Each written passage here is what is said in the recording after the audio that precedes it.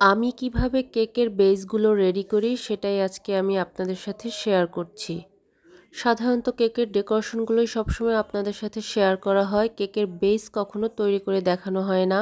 তো একটি vanilla sponge base তৈরিতে আমি কি উপকরণ ব্যবহার করি সেগুলোই আজকে আমি আপনাদের সাথে শেয়ার করব। প্রথমেই একটি পরিষ্কার পাত্রে আমি ডিমের কুসুম এবং সাদা অংশটা আলাদা করে নিয়েছি, আর এখানে আমি 4টা ডিম ইউজ করেছি।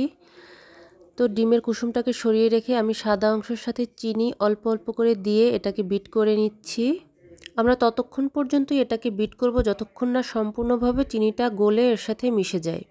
যখন ডিমের সাদা অংশটা এরকম ফোমে পরিণত হবে তখনই আপনারা বুঝে নেবেন যে চিনিটা সম্পূর্ণভাবে গলে গিয়েছে। এছাড়া আপনারা হাত দিয়ে চেক করেও নিতে পারেন। এ পর্যায়ে আমি ডিমের কুসুমগুলোকে দিয়ে বিটারের স্পিড একদম একে করে নিয়ে এটাকে জাস্ট 30 সেকেন্ডের জন্য বিট করে নিব। ডিমের কুসুমটা দেওয়ার সময় আপনারা এখানে ভ্যানিলা এসেন্সটাও দিয়ে নেবেন। আমি যেহেতু ভ্যানিলা পাউডার ইউজ করি তাই আমি এটাকে শুকনো উপকরণের সাথে অ্যাড করে নিয়েছি।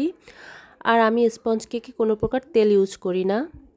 আর এই যে শুকনো উপকরণগুলো আমি আগেই সুন্দর করে চেলে রেখে দিয়েছিলাম 2বার। এখানে আমি ময়দা, কর্নফ্লাওয়ার, বেকিং পাউডার এবং ভ্যানিলা পাউডারটা একসাথে মিক্স করে 2বার করে চেলে রেখে দিয়েছিলাম। তো এটাকে এখন আমি সুন্দর করে এই ফোমের সাথে মিক্স করে নিব। একদিকে ঘুরিয়ে ফোল্ডিং মেথডে এটাকে মিক্স করতে হবে। খেয়াল রাখতে হবে এটাকে কিন্তু ওভার মিক্স করা যাবে না। সোজা কথা, মিক্স করার সময় এমনভাবে মিক্স করতে হবে যেন ডিমের ফোমটা বসে না যায়। এই ডিমের ফোমটার কারণেই কিন্তু আমাদের স্পঞ্জ কেকগুলো ফুলে ওঠে। সো ডিমের ফোমটা কোনোভাবেই নষ্ট হতে দেওয়া যাবে না। ভিডিওর স্পিড বাড়িয়ে দেওয়ায় মনে হচ্ছে আমি দ্রুত এটাকে মিক্স করছি, কিন্তু আমি কিন্তু এটাকে খুব আস্তে আস্তে একদিকে ঘুরিয়েই মিক্স করে নিয়েছি।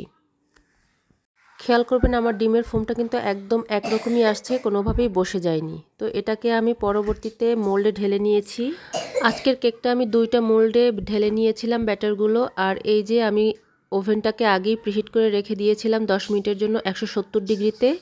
তো এটাকে এখন আমি 30 থেকে 35 মিনিটের জন্য বেক করে নিব।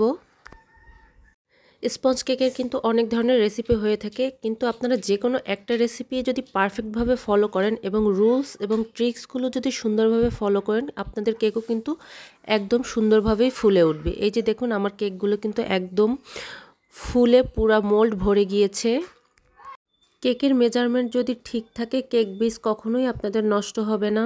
আর একটা জিনিস, কেক বানানোর সময় কেকের উপকরণগুলো কিন্তু সব কিছু আপনাদের রুম টেম্পারেচারে রেখে তারপরে কাজ করতে হবে।